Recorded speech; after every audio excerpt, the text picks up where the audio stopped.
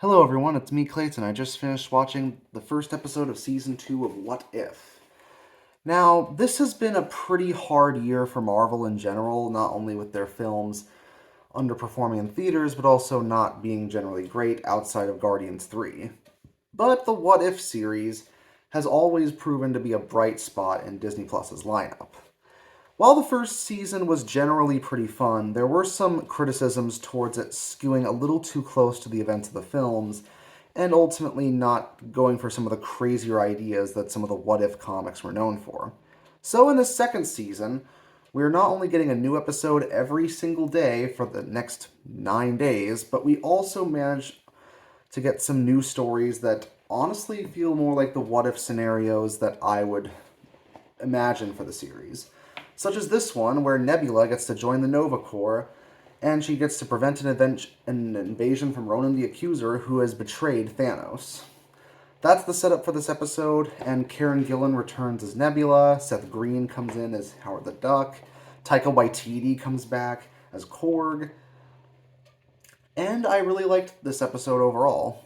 But the reasons for it are not just because of the style emulating Blade Runner, but also because it feels like it understands the tone of the thing they're referencing, and it also manages to give us a collection of characters we don't normally see together. We don't usually see Korg and Howard the Duck and Nebula together, and their personalities really bounce off each other pretty well. Especially because, while I don't think Taika Waititi is perfect as a director, I do think his performance as Korg is pretty funny when the writing's good for it. And thankfully, it's not overused here. On top of that, the whole lighting scenario with this, the fact they got Jude Law to return as Jan Rog, and the twist in the episode really help it stand out.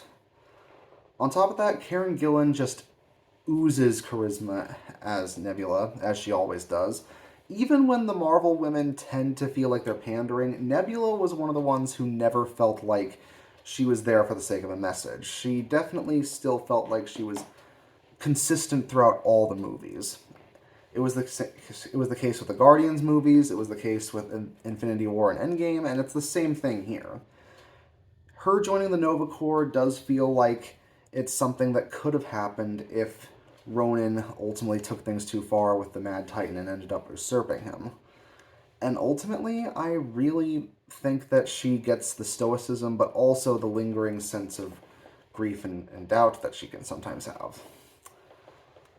And it is true that they didn't get every actor to come back. Like Nova Prime's actress didn't come back, and they had Fred Tatasciore as Groot. But to be fair, Tatasciore does pretty good with Groot's lines, and the lady they got to play Nova Prime does a good job as well.